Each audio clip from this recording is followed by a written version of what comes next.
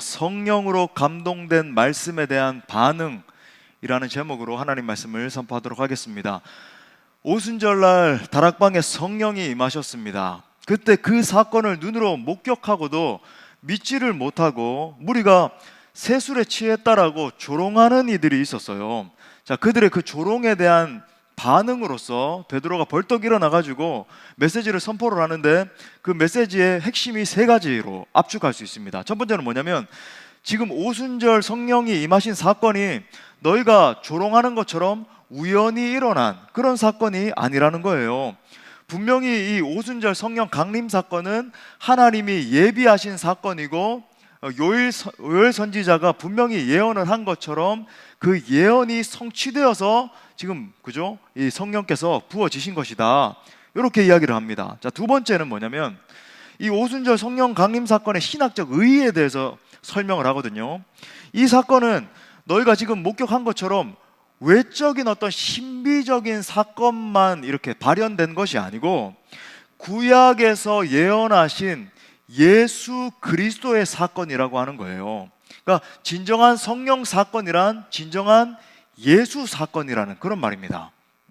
세 번째, 이 두 번째와 연결해서, 이 예수 그리스도는 십자가에 못 박혀서 죽으셨지만 하나님께서 다시 살리심으로 말미암아 부활 승리하신 주님이라는 거예요. 우리가 그 일에 다 증인들이라는 겁니다. 다시 말해서 보세요. 하나님께서 이 부활 승리케 하셔서 주와 그리스도가 되게 하신 이 예수께서 바로 오순절날 성령님을 통해서 하늘로부터 강림하신 것이다. 그리고 너희가 받은 이 성령이 바로 예수 그리스도의 영이야, 바로 예수님이셔, 이렇게 증거를 하고 있는 겁니다. 자, 이처럼 하나님의 말씀이 성령의 감동으로 선포되는 순간에 그 말씀을 듣고 있던 사람들이 충격을 받았어요. 자, 본문에 보니까 베드로의 설교를 듣고 두 가지 반응이 일어났다라고 합니다. 37절에 보니까 그들이 이 말을 듣고 마음에 찔려 베드로와 다른 사도들에게 물어 이르되, 형제들아, 우리가 어찌할꼬 하거늘. 자, 두 가지 반응이 일어나죠. 첫 번째는 뭐냐면 마음에 찔림을 받았다 그래요. 자, 두 번째는 어찌할꼬라고 반응을 했다라고 지금 정확하게 기록을 하고 있습니다. 여러분, 이것이 바로 하나님의 말씀이 임하고 영적인 부흥이 임할 때 사람들에게 일어나는 반응입니다. 저는 오늘 이 반응에 집중적으로 주목하면서 이 말씀을 증거하고자 하는 거예요. 하나님의 성령이 임하시고 하나님의 말씀이 임하면 그 말씀이 내 전 존재를 뒤흔들어 놓게 됩니다. 하나님의 말씀이 임하면 우리가 자주 그렇게 선포하고 기도하는 것처럼 진정한 치유가 임하게 되고, 진정한 영적인 각성, awakening, 완전히 깨어 일어나서 새로운 빛을 보고 새로운 영광을 보고 깨어 일어나서 말씀 가운데 막 이렇게 달려 나오게 되는 거예요. 저는 오늘 이 시간 여러분 모두에게도 이러한 동일한 역사가 임하시기를 간절히 축복합니다. 자, 세 가지로 살펴보겠습니다. 자, 첫 번째는, 자, 성령의 역사를 통해서 하나님의 말씀이 임하시면 마음의 찔림이 일어납니다. 우리 한번 따라합시다. 마음에 찔림이 일어난다. 자, 이 베드로의 설교를 듣고 먼저 사람들이 마음에 찔림이 일어났다 그러잖아요. 그죠? 마음의 찔림을 받았다. 근데 여러분, 이 표현의 헬라어 언어가 뭐냐면 디크네오마이라고 하는 단어를 쓰고 있는데, 칼로 베이다, 관통하다, 뚫고 나가다, 이런 뜻이에요. 영어로 말하면 penetrate, 그죠? 완전히 뚫고 지나가 버리는 거, go through, 그런 의미예요. 여러분, 이 예리한 어떤 면도칼이라든지 아니면 뭐 우리 주부분들 이렇게, 그죠? 막 칼을 잘 이렇게 간 다음에 이렇게 하다가, 그죠? 내 실수로 이렇게 오이를 썰어야 되는데 실수로 내 손을 이렇게 딱 비고 피가 쭉 나고, 이런 경험들 있잖아요. 아주 예리한 그 칼이 내 살을 이렇게 탁 이렇게 베고 이렇게 지나가기 때문에 처음에는 이게 내가 지금 벤 건지 안 벤 건지 약간 따끔한 거는 같은데, 그죠? 그러니까 잘 인식이 안 돼요. 근데 조금만 시간이 지나면 그 베인 부위에 갑자기 막 피가 솟구쳐 오르고, 그죠? 막 엄청나게 아프고 뭐 그런 일들이 일어나잖아요. 이러한 이 예리한 말씀의 역사, 칼처럼 아주 예리하게 역사하는 그 말씀의 역사에 대해서 성경이 풀어서 정확하게 이렇게 설명을 합니다. 히브리서 4장 12절부터 13절 말씀 우리 다 같이 한번 선포하면서 읽도록 하겠습니다. 시작. 하나님의 말씀은 살아있고 활력이 있어 좌우의 날선 어떤 검보다도 예리하여 혼과 영과 및 관절과 골수를 찔러 쪼개기까지 하며 또 마음의 생각과 뜻을 판단하나니 지으신 것이 하나도 그 앞에 나타나지 않음이 없고 눈앞에 만물이 벌거벗은 것 같이 드러나느니라. 아멘. 여러분, 여기서 찔러 쪼개다 할 때 쓰인 단어가 오늘 본문에 나오는 디크네오마이라고 하는 단어를 쓰고 있어요. 여러분, 하나님의 말씀은 살아있고 운동력이 있어서 좌우의 나리선 어떤 검보다도 예리한 능력을 가지고 있습니다. 그래서 이 말씀을 들을 때, 이 말씀이 우리 가운데 임할 때 아주 예리한 칼로 우리의 이 심령을 찌르는 역사들이 일어나서 go through, 그죠? 뚫고 지나가 버리는 그런 일들이 일어나서 우리의 이 혼과 영과 및 관절과 골수를 찔러 쪼개는 거예요. 물론 여기서 말하는 골수, 관절 이거는 실제 관절이나 이런 걸 의미하는 게 아니라 우리의 깊은 폐부, 그죠? 우리의 깊은 어떤 나조차도 알지 못하는 깊은 어떤 영혼의 숨겨진 부분까지도 찔러 쪼개는 일이 일어난다. 이것이 바로 하나님의 능력 있는 말씀입니다. 말씀의 능력이에요. 하나님의 성령이 말씀을 통해서 임하시면 내 영혼을, 내 전 존재를 완전히 뒤흔들어 놓습니다. 내 영혼 속에 이렇게 가만히 살펴보면 온갖 이 혼탁한 것들이 뒤엉켜가지고, 영어로 mingle 그러잖아요. 완전 짬뽕이 되고 뒤죽박죽 이것이 내 마음인지 어디서 흘러 들어온 건지도 모를 정도로 막 그런 게 우리의 영혼의 상태 아닙니까? 그런 것들이 명확해지기 시작해요. 그러니까 말씀이 임할 때 일어나는 극명한 현상 중에 하나가 뭐냐면 이 세상의 것과 하나님의 것이 명확하게 구분된다는 거예요. 그전에는 이게 섞여 있기 때문에 이게 대체 내 생각인지 하나님의 음성인지 뭔지 막 알지 못하는데 혼란스러운데, 하나님의 말씀이 임할 때 이 세상의 것 아니면 사탄 마귀의 것과 주 성령께서 주시는 거룩한 생각, 거룩한 것들이 명확하게 구분되는 일들이 일어난다는 거예요.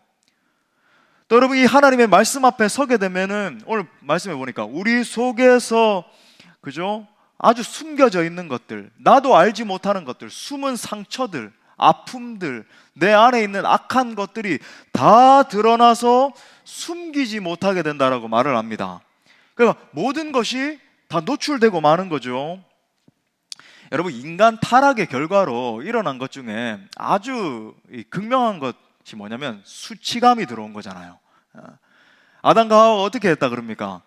막 이렇게 타락한 다음에도 이렇게 당당하게, 그죠? 다 벗고 있었는데 이렇게 당당하게 있었나요? 아니잖아요. 수치감을 느끼고 어떻게 해서든지 가려야 되겠다, 우리 숨어보자, 이런 것 아닙니까? 이 수치의 결과로 말미암아 우리 인간들이 어떻게 반응하냐면 뭐든지 우리는 숨기는 존재가 돼버렸어요. 여러분 스스로를 한번 살펴보십시오. 인간들을 보세요. 자꾸 숨기려고 하잖아요. 자기의 영혼과 내면 세계와 자기의 생각을 끊임없이 숨기기에 바쁜 겁니다. 그러니까 우리 인간들을 가만히 살펴보면 온갖 이 내면 속에 온갖 악한 것들, 추악한 것들, 음란한 것들, 교만한 것들 다 가지고 있으면서 겉으로는 고상한 척하고 웃으면서 지식을 이야기하고, 교회에 나와서, 여러분 이런 거죠. 교회 나와서 우리가 주일날 나이스하게 차려입고, 그죠? 이러는 모습이 우리 진짜 모습이 아니라 정말 그 하나님의 임재 앞에 1대1로 설 때 하나님과 나 사이에서 느껴지는 그 모습이 여러분 진짜 내 모습이잖아요. 그러는 겁니다. 하지만 여러분, 하나님의 말씀 앞에 서게 되면 그러한 어떤 가식과 이 위선이 숨겨지지 않는다는 거예요. 하나님의 말씀이 내 마음의 생각과 뜻을 전부 다 판단하시기 때문에 지으신 것이 하나도 나타나지 않음이 없게 되는 겁니다. 심지어 모든 것을 결산하시는 주님 앞에 마치 벌거벗은 것처럼 만물이 다 드러나게 된다, 이렇게 이야기를 하잖아요. 그러니까 말씀이 임하면 순식간에 마치 내가 벌거숭이가 된 것처럼 온갖 부끄러움과 수치감을 진짜 느끼게 되는 거죠. 목사로서 이 설교 사역을 하다 보면 종종, 아니 아주 자주 이런 이야기를 듣게 됩니다. 목사님이 어떻게 내 마음을 다 아시고 저 이야기를 하고 계시는가? 내 상황을 다 하시고 누가 내 얘기를 갖다가 목사님께 드렸나? 이러면서 이제 가정교회 리더한테 가서 혹시 내 얘기 했어요? 이러면서 막 물어보고. 여러분, 그런 게 아니죠. 성령께서 여러분의 마음 가운데 임재하신 겁니다. 성령님이 이 말씀을 통해서 내 마음 가운데 들어오시고 내 마음을 조명하시고 내 마음에 숨겨진 것들을 막 드러내기 시작하니까 내 마음을 부끄럽게 만드시는 거예요. 아, 내 이 10년 가운데 이렇게 숨겨진 죄악이 있었구나. 내가 이렇게 더럽고 추악한 죄를 가지고 있으면서도 겉으로는 거룩한 척, 마치 내가 진정한 신앙인인 양 그렇게 서 있었구나. 그런 것들이 진짜 느껴지기 시작하니까 진정한 의미에서 수치감이 벌거벗은 것처럼 다 드러나게 되는 거예요. 저는 우리 교회에 계속해서 성령께서 말씀하시는 축복이 함께 할 수 있기를 간절히 바랍니다. 자, 더불어서 마음이 찔린 이 두 가지 이유에 대해서 나와요. 왜 이들이 마음이 찔렸는가? 먼저는 보니까 성령을 모독하고 슬프게 했던 것들 때문에 이 사람들 마음이 찔렸어요. 어디서 알 수 있는가? 베드로가 이 설교를 왜 하고 있죠? 설교하고 있는 이유가 뭐예요? 오순절날 분명하게 성령의 엄청난 능력과 역사가 나타났음에도 불구하고 사람들이 조롱하고 비웃었잖아요. 그때 베드로가 이 조롱하고 비웃는 무리들을 향해서 대변하면서 그런 게 아니에요. 당신들이 생각하는 것처럼 우리가 세술에 취한 것도 아니고 당신들이 비웃을 만한 그런 성질의 것이 전혀 아니에요 하면서 설교를 하고 있는 거죠. 그 설교를 듣고 모여있던 사람들의 마음이 찔리게 된 거예요. 사랑하는 형제 자매 여러분, 성령께서 역사하실 때 그 성령의 역사를 모독하고 조롱하는 우를 절대로 범하시면 안 됩니다. 부흥의 신학자 조나단 에드워드 목사님, 제가 참으로 존경하는 그 에드워드 목사님이 그의 책 이 균형 잡힌 부흥론에서 부흥을 반대하는 사람들은 위험하다라고 힘주어서 말을 합니다. 좀 길지만 여러분 굉장히 중요한 메시지니까 한번 들어보십시오. 부흥을 반대하는 자들은 위험하다. 성경이 종말에 큰 성령의 부으심이 있을 것이며 구속에 가장 큰 추수가 있을 것임을 말하지 않았던가? 부흥을 반대하는 것은 마치 신약시대 교회의 구원을 반대하는 것과 같이 위험하다. 이는 이스라엘의 이 가나안 진입을 방해했던 아말렉과 모압과 암몬 족속, 드보라를 돕지 않았던 메로스 거민, 기드온을 돕지 않았던 숫곡과 브누엘 거민, 다윗이 법궤를 옮길 때 못마땅하게 생각했던 미갈, 큰 기근이 풍성함으로 바뀔 것이라 예언한 엘리사 선지자의 예언을 믿지 않았던 사마리아 장관, 바벨론 포로 후에 느헤미야의 예루살렘 재건에 반대한 자들이 받았던 것과 같은 하나님의 진노를 촉발하는 행위이다.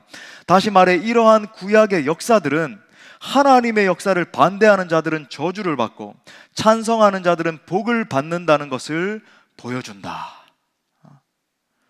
재미있는 건 뭐냐면 이 조나단 에드워드 목사님과 조지 히필드 목사가 이끈 이 1차 대각성의 이 역사에도 반대자들이 있었다는 거예요. 당시에 이 찰스 촌시라고 하는, 이름도 약간 촌스러운 거죠. 이 찰스 촌시를 비롯해서 한 300명의 목회자들과 교회 지도자들이었어요. 이렇게 무리가 모여가지고는 조나단 에드워드 목사님을 반대하고 막 비방하는 글을 갖다가 신문에다가 막 대놓고, 그 뉴욕과 보스턴 그 북아메리카 지역이잖아요. 거기 대서특필을 해서 막 보도를 하고 이 에드워드 목사님의 사역을 갖다가 냉담하게 받아들이면서 공개적으로 비난하고 조롱하고 그런 일이 있었습니다. 항상 그렇죠. 항상 하나님이 역사하시고 하나님이 붙드시는 그 역사에는 항상 거기서 삐딱하게 굴고 뭔가 그죠? 이렇게 옆에서 비방하고 그걸 갖다가 좀 끄집어 내리지 못해가지고, 저는 그게 이제 영적인 열등감의 발로라고 생각을 하거든요.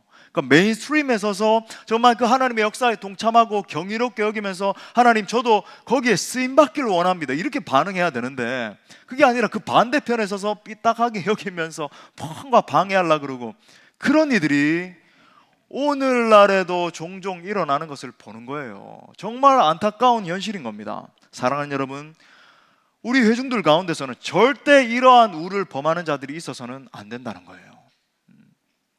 성령의 역사와 하나님의 임재를 거부하는 것이 여러분 얼마나 큰 죄인지 아십니까?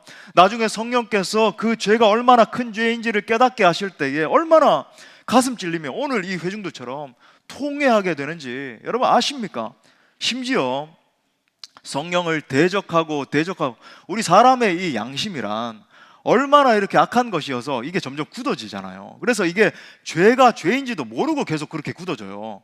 하나님의 그 역사를 갖다가 계속 방해하고 해꾸지하고 그죠? 비방하고 어떻게 해서든지 막 공격하고. 여러분 그렇게 하는 그 죄의 끝은 성령 회방죄가 되어서 결국 영원히 사함받지 못할 수도 있다는 사실을 여러분 기억하십시오. 저는 여러분들이 성령의 역사를 조롱하고 성령의 역사의 대척점에 서는 우를 절대로 범치 않기를 바랍니다. 자, 또 한 가지 이유가 뭐였냐면 그들의 심령이 찔린 또 한 가지 이유, 바로 예수 그리스도의 십자가 때문이었어요. 자, 그 순간까지 그들은 예수님을 갖다가 자기들이 죽였다라고 전혀 생각을 하지 않았어요. 빌라도가 죽였다라고 생각했죠. 로마 군병들이 죽였다라고 생각했어요. 그런데 말씀이 깨달아지기 시작하니까 성령께서 그들의 심령을 각성시키고 말씀이 그들의 폐부를 찔러 쪼개기 시작하니까 뭐가 깨달아졌습니까? 내가 그 예수를 죽인 장본인이구나. 그 누군가가 판결해서 죽으신 것이 아니라 바로 내가, 나의 이 추악한 죄악이 예수님으로 하여금 죽게 만들었구나 라고 하는 사실이 깨달아지기 시작하는 거죠. 사랑하는 여러분, 성령의 역사로 말미암아 말씀이 내 마음을 찌르시면 진정으로 내가 십자가의 죽음에 동참하게 됩니다. 십자가에 예수님을 못 박아 죽인 것은 저 군병들이 아니라 바로 나이구나 라는 사실이 깨달아지기 시작하는 거예요. 여러분, 성령님이 임하시면 한 존재 안에 바로 이런 일이 일어납니다. 죄책감으로 몸부림치게 돼요. 성령의 역사를 경험하게 되면 제일 첫 번째 일어나는 일이 뭐냐면 경외로움에 휩싸이게 되고, 우와 대단한 일이 일어났네, 이게 아니라 죄책감에 몸부림치게 돼요.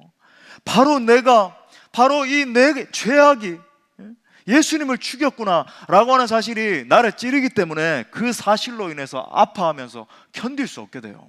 몸부림치게 되죠. 여러분, 왜 많은 그리스도인들이 능력이 없는 줄 아십니까? 왜 구원의 확신이 없고 성령의 능력도 없고 성령께서 주시는 지혜 가운데 여러분 쓰임받지 못하는지 아십니까? 그 답은 여러분 명확해요. 능력을 구하고 은사를 구하고 엄청난 역사를 보길 원하고 하지만 십자가에서 자기가 죽는 경험을 한 번도 한 적이 없는 거예요. 진짜로 복음을 정통으로 만난 적이 없는 겁니다.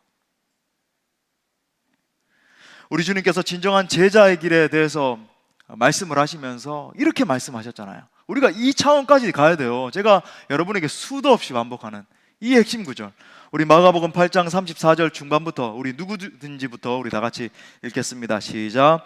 누구든지 나를 따라오려거든 자기를 부인하고 자기 십자가를 지고 나를 따를 것이니라. 그런데 여러분, 사람들이 어때요? 자기를 부인하지 않아요.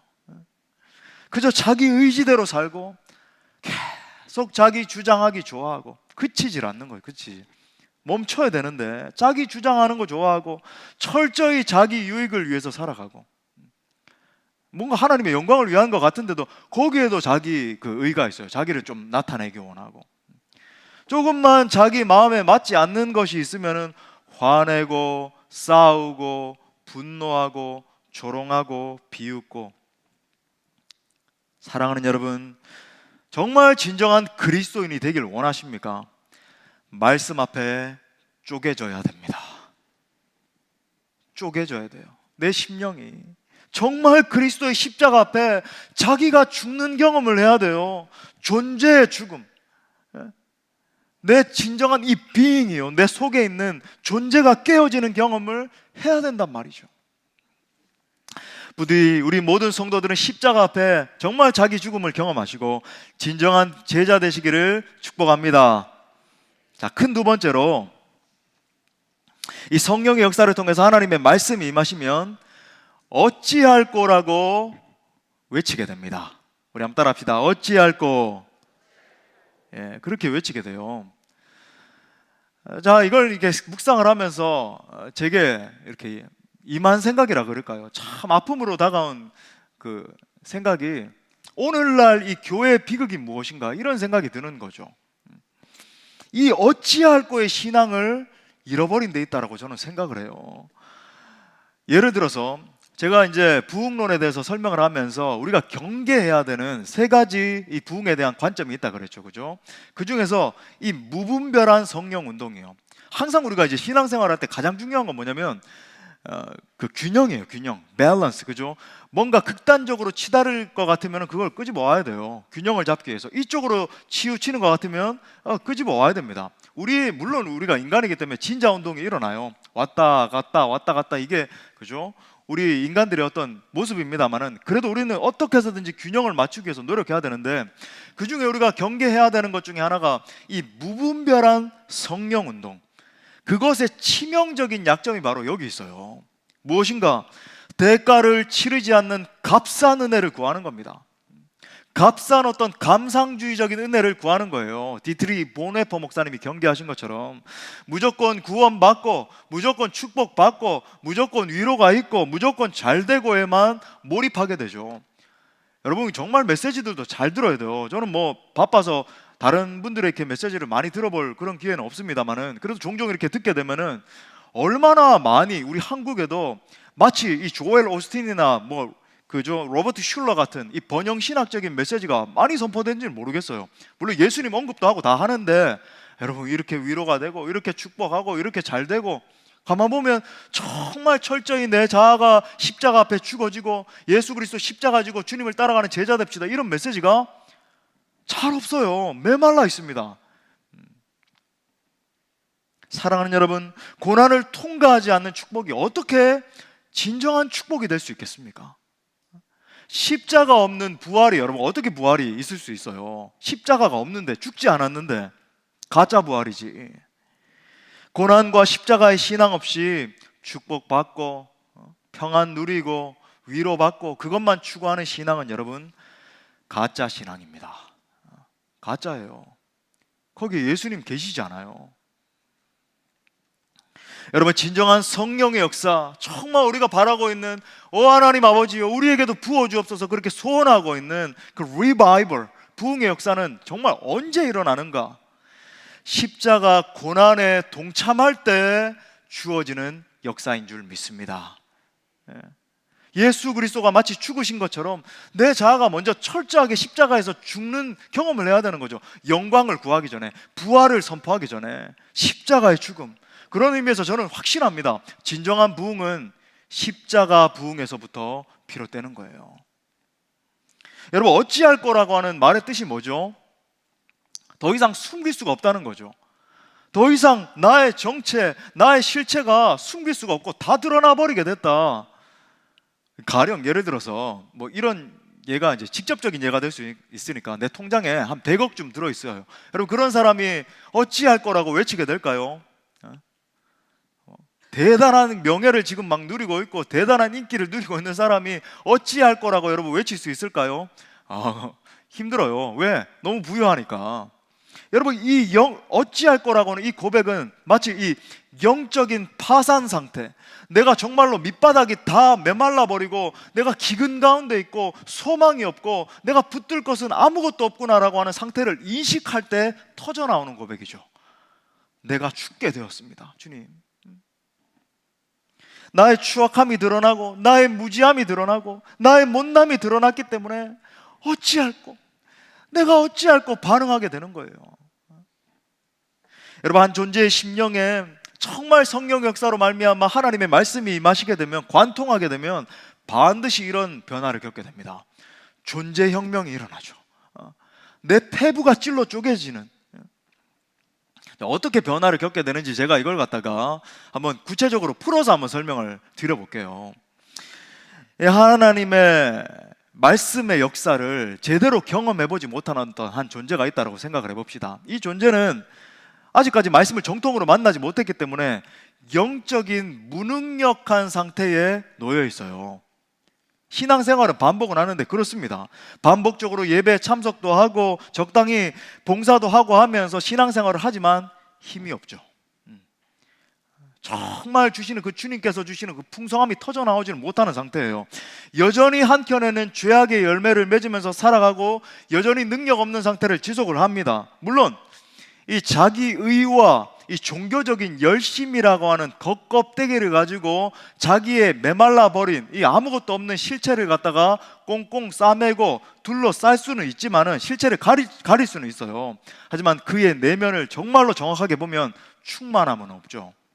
자, 그런데 그랬던 그에게 어떤 연유를 통해서 말씀을 듣든지 그저 막 기도하면서 하나님 역사하시든지 성령께서 역사하셔서 정말 그가 정통으로 하나님의 말씀을 경험했다라고 우리가 생각을 해봅시다. 여기서 말하는 건 다시 한번 제가 말씀에 적당하게 약간 감동을 느끼고 약간 눈물 났고 이런 정도 상태가 아니라 정말 그 말씀이 내 심령 골수, 내 전 존재를 찔러 쪼개는 역사를 경험한 상태를 말하는 거예요. 예, 그렇게 했다고 생각합시다. 진정으로 이 말씀의 역사를 경험한 한 존재 안에 일어나는 첫 번째 현상, 이 현상으로 말미암아 그 뒤에 따라 나오는 여러 가지 그죠 능력을 받고 하나님의 영광에 쓰임 받고 이런 것들이 따라오는 거거든요. 그 첫 번째 현상이 바로 무엇인가? 바로 내가 얼마나 추악하고 얼마나 교활하고 얼마나 못난 죄인인지를 깊이 깨닫게 됩니다. 여러분, 이 과정 없이 절대로 여러분 그 이후의 것이 올 수 없어요. 그래서 오늘 본문의 유대인들의 반응처럼 우리가 어찌할꼬, 내가 어찌할꼬 막 가슴을 치면서 소리 지르게 되는 거예요. 하나님의 임재에 진정으로 맞닥뜨렸던 여러분 이사야 선지자의 그 고백 보십시오. 우리 다 같이 이사야서 6장 5절 말씀을 다 같이 읽도록 하겠습니다. 시작. 그때 내가 말하되 화로다 나 연망하게 되었도다. 나는 입술이 부정한 사람이요 만군의 여호와이신 왕을 배웠음이로다. 아멘. 만군의 여호와, 그죠? 여호와 체바우트, 그 놀라우신 주님을 만났는데 내 자신의 상태를 보니까 너무 추악하기 그지없는 거예요. 하나님, 나는 이제 망했습니다. 죽었습니다. 내가 하나님의 영광을 어떻게 쳐다봤습니까? 예수 그리스도의 임재 앞에 선 베드로의 고백이 무엇이었나요? 누가복음 5장 8절 중반에 보니까 주여 나를 떠나소서. 정말 떠나소서, 이 표현이 뭐예요? 하나님 앞에 설 수 없는 존재라는 거죠. 나는 죄인으로서이다. 여러분, 이 고백이 진짜 예수님 만난 사람의 고백이에요. 바로 이런 고백이 저와 여러분에게 정말 필요한 거예요. 주님, 영광스러우신 주님, 아름다우신 주님, 그 놀라우신 주님의 영광 앞에 서니까 저는 너무나 추악한 죄인입니다. 소망이 없어요. 주님, 제가 어떻게 설 수 있겠습니까? 나를 좀 불쌍히 여겨 주옵소서. 바로 이러한 통회와 자복이 우리들에게 필요한 것입니다. 부디 하나님의 말씀이 여러분의 심령 골수를 찔러 쪼개므로 말미암아 진정으로 그 주님 앞에 엎드러지는 역사 일어날 수 있기를 축복합니다. 자, 마지막 세 번째로 이처럼 전폭적으로 통회할 때, 그죠? 통회하며 자복할 때 죄사함과 성령을 받습니다. 우리 또 따라 할까요? 죄사함과 성령을 받는다. 이게 이제 결과예요. 자, 38절 말씀 우리 다 같이 다시 한번 읽겠습니다. 시작. 베드로가 이르되 너희가 회개하여 각각 예수 그리스도의 이름으로 그리하면 성령의 선물을 받으리니. 아멘. 여러분, 지금 베드로의 설교 명확하죠? 회개 없는 구원은 없다는 거예요. 회개 없는 성령의 임재는 여러분 없습니다. 고통 없는 영광과 축복이 없듯이 회개 없는 구원, 회개 없는 성령의 임재 존재할 수 없어요. 특히 여기서 우리가 신학적으로 살펴볼 것, 베드로가 회개와 세례를 갖다가 동일선상에 놓고 굉장히 비슷한 의미로 설명을 하죠. 예, 비슷한 의미를 지금 반복하는 거예요. 그러니까 회개가 무엇인가? 내 가치와 삶의 방향을 180도 전환해서 하나님의 임재 앞으로, 그 영광스러우신 하나님 앞으로 완전히 전환해서 서는 걸 말하는 거죠.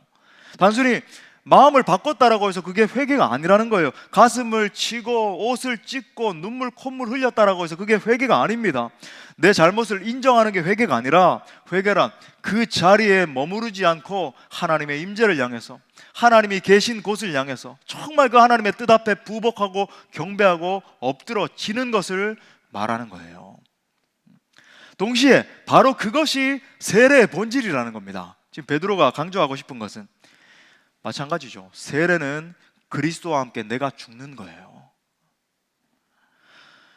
세례라고 하는 게 뭐예요? 우리가 이제 종교 개혁자들, 특히 이제 존 칼빈의 전통을 이어받아서 우리가 조금은 축소해서 이제 성부와 성자와 성령의 이름으로 이렇게 세례를 하지만, 원래는 세례가 완전히 입수하는 거잖아요, 그죠? 침례 받는 것처럼 푹 입수했다가 다시 나오는 게 세례 요한이 했던 그런 세례입니다.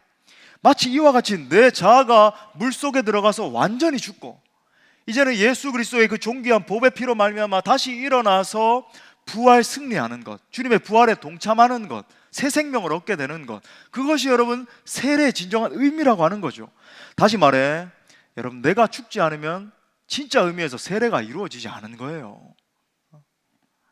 십자가 바라보면서 나를 죽여야 되는 거죠. 그게 진짜 세례다. 내 죄가 죽고, 내 자아가 죽고, 그죠? 내 질병도 죽고, 내 옛 습관도 죽고, 죽는 것. 여러분, 이것이 여러분 기독교 진리이고, 반드시 죽어야 다시 산다. 여러분, 이것이 우리가 신봉하고 따라가고 붙들고 있는 이 진리의 핵심이라고 하는 거예요. 우리 한번 따라합시다. 죽어야 다시 산다. 예, 그거예요. 그러므로 사랑하는 형제 자매 여러분, 우리 모두가 정말 십자가 앞에 죽을 수 있기를 바랍니다. 내 모든 죄를 죽이는 거예요. 내 모든 옛 자아를 죽이는 겁니다. 우리의 삶에서 왜 자꾸 문제가 생기나요? 내가 죽지 않으니까 생기는 거죠. 내 모든 악습들, 내 모든 성질, 고집, 아집, 욕심, 탐욕 다 죽일 수 있기를 바라요. 그럼 어떻게 된다 말합니까? 두 가지 일이 일어난대요. 첫 번째는 죄사함의 역사가 있다. 죄사함이 일어난다 말합니다. 여러분, 우리가 이 세상 살아갈 동안에 받을 수 있는 가장 큰 은총이 무엇일까요? 좋은 대학 나오는 겁니까? 예, 막 일확천금을 벌고, 그죠? 막 명예를 누리고 인기를 얻고 그러는 겁니까? 아니잖아요. 죄사함의 은총을 누리는 건 줄 믿습니다. 여러분, 왜 그렇습니까?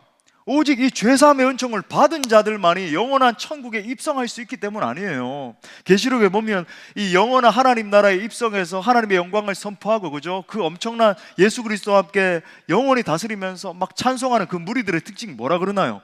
계시록 19장 13절부터 14절에 보니까 또 그가 피 뿌린 옷을 입었는데, 그는 예수님이죠, 그죠? 예수 그리스도 십자가에 흘리신 그 피 뿌린 옷을 입었는데 그 이름은 하나님의 말씀이라 칭하더라. 여기서 하나님 말씀 그랬는데 요한복음 1장과 정확히 연결되는 로고스 대신 그 예수님, 그죠? 그걸 말하는 거죠.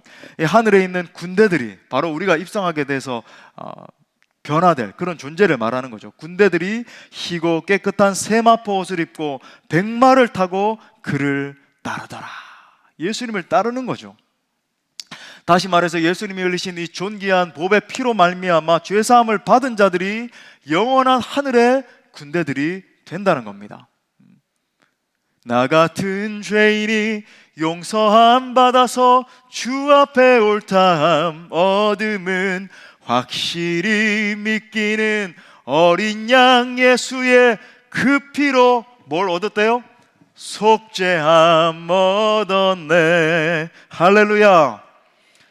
그래서 저는 그 어떤 축복에 우선해서 우리 사랑하는 모든 지체들이 정말 죄 사함의 은총을 받아 누릴 수 있기를 간절히 축복합니다. 자, 두 번째는 뭘 받는다 그래요? 성령을 선물로 받는다, 이렇게 말씀합니다. 자, 이 말씀을 정확히 번역을 하면은 성령의 은사들을 이렇게 받는다, 선물로 받는다, 이렇게 되어 있어요. 정확하게 이제 카리스마라고 하는 단어가 적혀 있거든요. 성령의 은사들을 선물로 받는다. 정말 예수 그리스도를 믿고 그리스도와 함께 죽음을 경험하고 성령의 기름 부음을 받은 자는 성령의 능력이 나타나게 된다는 거예요. 성령이 그 사람과 그 공동체를 사로잡으시고 그를 통해서 하나님의 위대한 일들을 나타내신다는 겁니다. 저는 정말 우리 교회의 이 능력이 강렬하게 부어질 수 있기를 간절히 바랍니다. 저는 진짜 소원하는 마음으로 사도행전 강해도 이어가고 있어요. 하나님, 이 사도행전에 나타났던 역사가 그냥 이렇게 사도행전 시대에 일어났었지, 아니면 이거 다 지나고 나면 우리 임 목사님이 예전에 사도행전 강의했었는데 그때 참 이렇게 아련하고 참 뜨거운 마음이 있었어, 거기에 그냥 그치지 않기를 원합니다. 하나님이여 사도행전에 나타난 그 역사가 바로 이 순간 우리 공동체에도 임하시기를 간절히 기도합니다. 그런 마음의 소원이 있는 거죠. 그래서 사도들의 모든 신앙 고백과 간증들, 그 삶들이 실제로 우리 성도들의 삶 가운데 구현되어서 막 그죠? 신앙 고백들이 터져나오고 눈물이 쏟아지고 하나님을 송축하게 되는 그런 역사가 일어날 수 있게 되기를 축복합니다. 제가 결론을 맺으면서 실제적인 예를 하나 들겠어요. 제가 이 지금 드린 메시지가 정말 살아서 역사하고 있습니다. 지금, 바로 지금. 사도행전의 이 역사와 같은 일이 바로 지금 일어나고 있어요. 이걸 제가 말씀드리지 않을 수 없는데, 지금 미국 켄터키 에즈베리 대학교에서 놀라운 부흥의 역사가 실제로 일어나고 있어요. 지난 2월 8일 수요일 이제 이 에즈베리 대학교, 평소에 이제 채플처럼 대학교 이제 예배가 끝났는데 에즈베리 대학교와 에즈베리 신학교가 이제 같이 있거든요. 그 예배가 끝이 나고 이제 초청했었던 강사 설교자도 떠나고 학생들도 다 제자리로 돌아갔습니다. 그런데 그 현장에 한 19명의 학생들에게 다 그냥 평소 같았으면 다 점심 먹으러 가고 수업 들어가고 다 그랬을 텐데 19명 정도 학생들에게 성령의 어떤 강한 이끌림이 있어가지고 그 자리에 무릎을 꿇고 막 기도를 하기 시작했어요. 막 학생들이 남아서 기도를 하는데 서서히 하나님의 임재를 점점 더 강하게 이 학생들이 느끼기를 시작을 했습니다. 그래서 그 상황을 이제 다양한 SNS가 있으니까 이 젊은이들이니까 막 인스타그램 막 페이스북 이렇게 하잖아요. 그래서 막 다른 매체들을 통해서 알리기 시작하니까 학생들과 교수들이 다시 막 예배당으로 모이기 시작했습니다. 그 신학교가 에즈베리 신학교만이 아니라 대학교에서 일어난 일인데, 거기 신학교 딸려있는 신학교에 아주 귀한 교수님이 계세요. 크레그 키너라고 하는, 이분은 이제 세계적인 신약 학자예요. 요한계시록 이 뭐 NIV 적용 주석 이런 거 쓰신 대학자시고 성령론을 쓰신 그런 학자신데, 이 크레그 키너 교수님의 성령론 뭐 사봐도 좋습니다만 어려워요. 근데 학자가 쓴 글이라서 여러분 읽기는 참 복잡하고 어렵지만, 그래도 이분은 제가 참 이렇게 추구하는 마틴 로이드 존스 목사님처럼 아주 복음주의적이고 아주 개혁주의자이시면서도 성령 하나님의 역사를 명확하게 인정하고 정말 추구하는 그런 분이 계세요. 키너 교수님이 중심으로 해가지고 수년 동안 부흥을 위해서 이 학교에서 기도를 해왔다 그래요.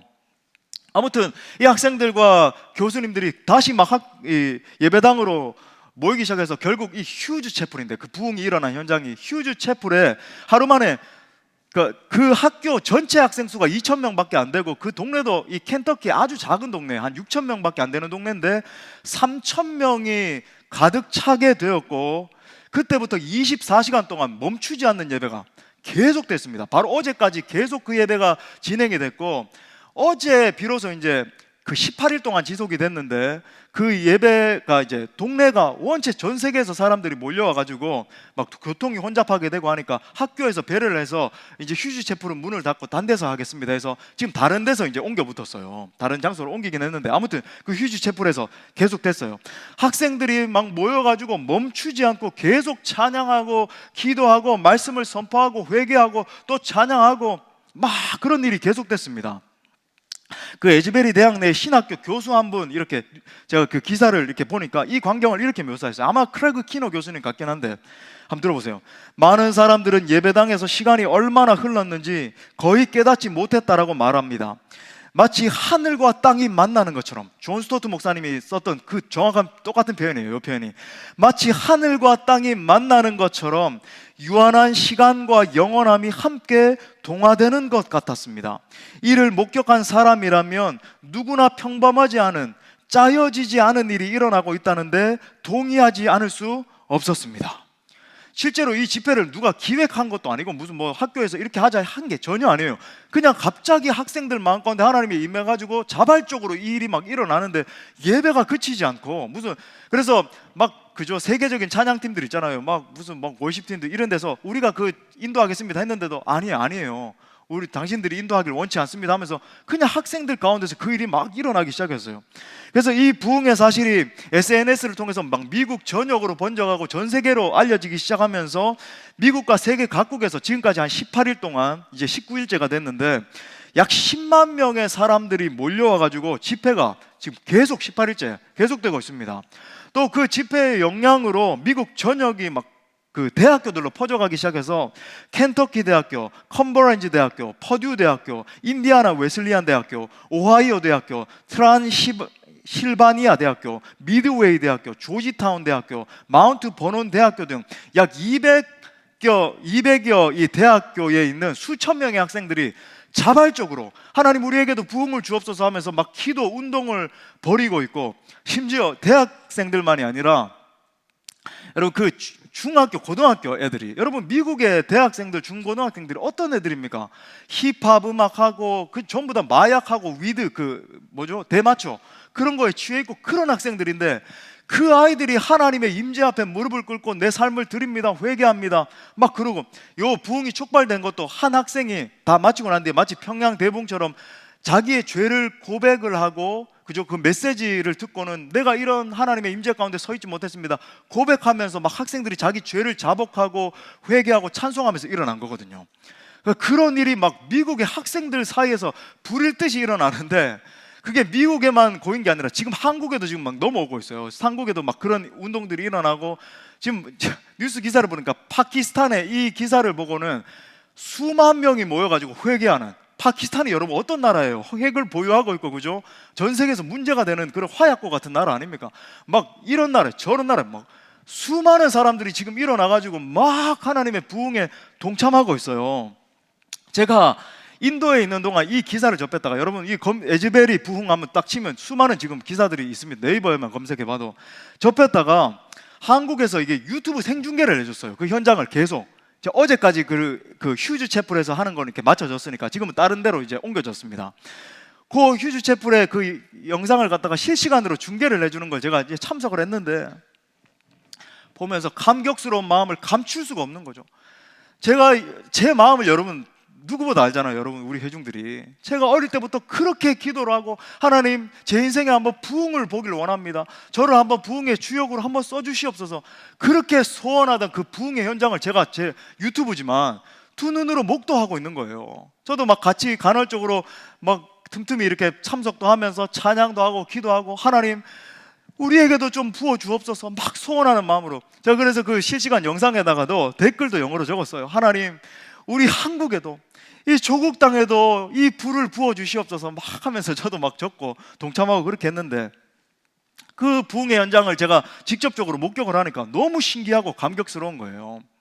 또 이제 제 스승이신, 여러분 잘 아시는 류영열 교수님, 목사님이 그 부흥의 현장에, 그 미국의 워싱턴에 계시니까 이제 날아가신 겁니다. 가가지고는 그 페이스북에다가 그 감동과 감화를 느꼈던 걸 갖다가 이렇게 쓰셨어요. 사진도 이렇게 올리시고 해가지고, 또 거기 주최 측이 이렇게 도움을 받아가지고 그 휴즈 채플에 들어가려면 사람들이 줄을 서 있는데 6시간, 7시간을 기다려야 된대요. 근데 이렇게 안내를 받아서 가까스로 이렇게 딱 들어가게 돼서 그 현장 사진도 이렇게 찍어 올리셨더라고요. 제가 그래서 한번 보여드릴게요. 사진을 준비를 했습니다. 이 첫 번째 사진이 보세요. 첫 번째, 19명의 Asbury students within 2 weeks became, 이 19명이 이렇게 모였었는데, 그죠? 10만 명의 visitors, 그죠? 이렇게 계속 막 몰려오는 겁니다. 여기에 그 휴즈 채플 안에 들어가려면 6시간, 7시간을 줄을 서야 됐대요. 그 다음 사진. 예, 이렇게 막 벌떼같이 몰려와서 뭐 화려한 것도 아무것도 없어요. 그냥 기획된 게 아니라 이게 갑자기 이렇게 자발적으로 계속 학생들이 자기들이 연주하고 자기들이 차장하고, 그죠? 그 간헐적으로 목사님들이 이렇게 돌아가면서 그 말씀 전하고, 또 다음 류영열 목사님이 현장에 가서 이렇게 찍었다고. 다음. 예, 직접 찍어 올리신 겁니다. 류영열 목사님이. 다음. 막 그 근처에 막 여러 미국의 전역에서 사람들이 모여가지고 우리에게도 부흥을 주옵소서 하면서 막 울고 불고. 자, 다음. 예, 학생들 보세요. 앞에 나와서 자기들이 자발적으로 무릎을 꿇고 막 회개하고 기도하고. 자, 다음. 이거 여러분 그냥 일어나는 일이 아니거든요. 미국의 학생들이, 여러분 이 학생들 막 힙합 음악 듣고 마약하고 그런 애들이에요, 미국 애들은. 근데 자기들이 자발적으로 하나님의 임재 앞에 막 엎드려가지고 회개하고 이런 일이 일어나고 있습니다. 자, 그래서 이 현장을 조금 더 생생하게 느끼게 하도록 영상을 좀 준비했어요. 여러분 한번 보십시오.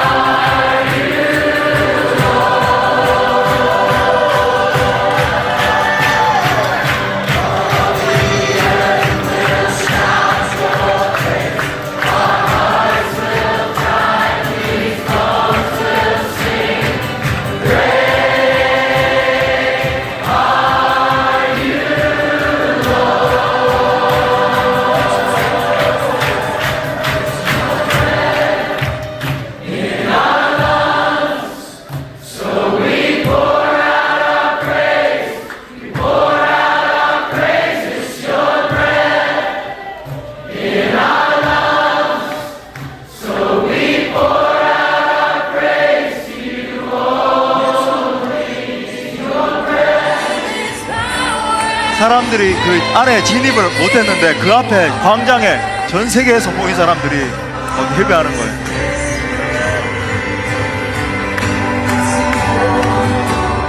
Holy, holy, holy is the Lord God Almighty, who was and is to come. With all creation I sing, praise to the King of Kings. You are my everything, and I will adore you.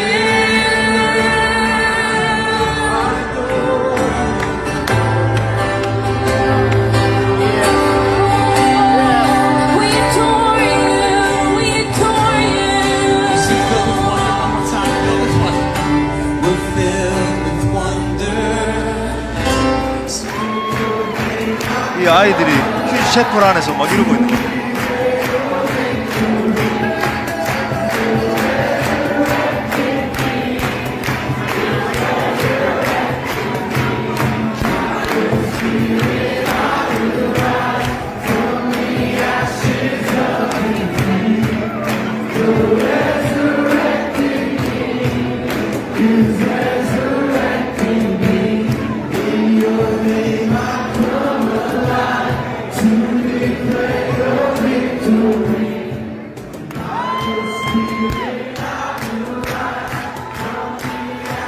(24시간) 밤에도 쉬지 않고 막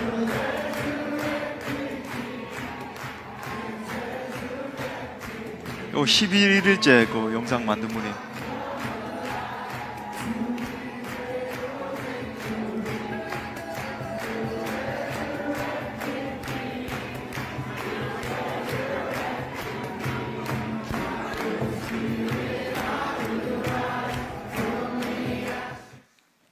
예. 이 참 놀라운 부흥의 현장을 눈으로 보면서 가장 먼저는 정말 하늘의 하나님께서 이 부패한 세대에 다시 이 부흥의 불길을 부어주심에 감사를 드리는 거예요. 우리가 얼마나 힘들었나요? 그 팬데믹 시절, 그 대지진이 일어나고 수많은 처처의 기근과 지진 가운데, 그 난리의 소문 가운데서 하늘의 하나님이 우리를 다시 기억하신 거죠. 더군다나 다음 세대 아이들이, 그죠? 저 미국의 저 부패한 아이들이 정말로 그냥 그 말씀 앞에 반응하고 막 찬양하고 성령의 불길에 휩싸여서 막 통렬하게 예배하고 기도하는 저걸 막 보는 것만으로도 너무나 가슴 뛰는 거예요.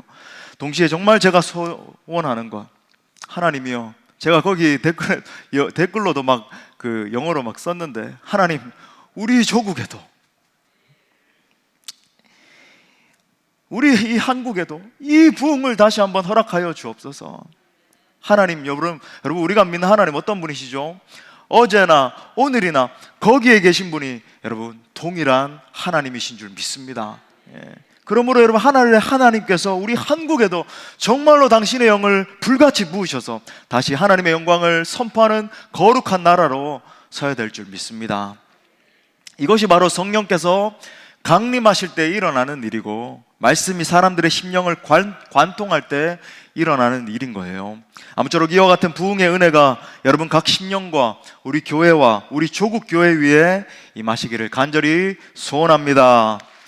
다 같이 우리 소망하는 마음으로 함께 찬양하고 기도합시다.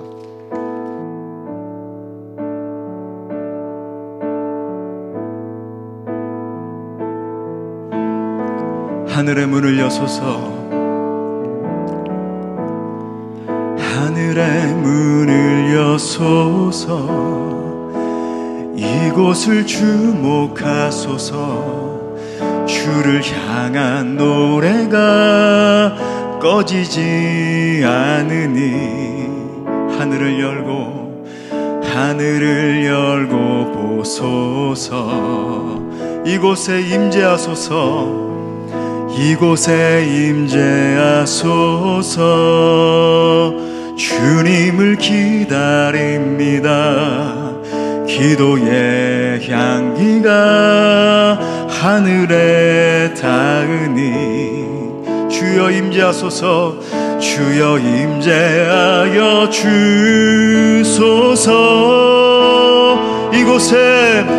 이곳에 오셔서 이곳에 앉으소서.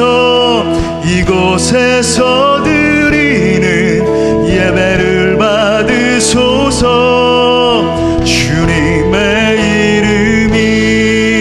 주님의 이름만이 오직 주의 이름만 이곳에 있습니다.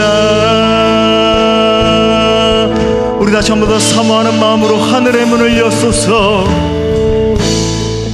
하늘의 문을 여소서. 이곳을 주목하소서. 주를 향한 노래가 꺼지지 않으니 하늘을 여시옵소서. 주님, 하늘을 열고 보소서. 주님, 우리에게도 임하여 주옵소서. 이곳에 임재하소서. 주님을 기다립니다. 기도의 향기가 하늘에 닿으니 주여 임하소서. 주여 임재하여 주. 우리 사모하는 믿음으로 두 손 높이 들고 이곳에 오셔서 이곳에 앉으소서.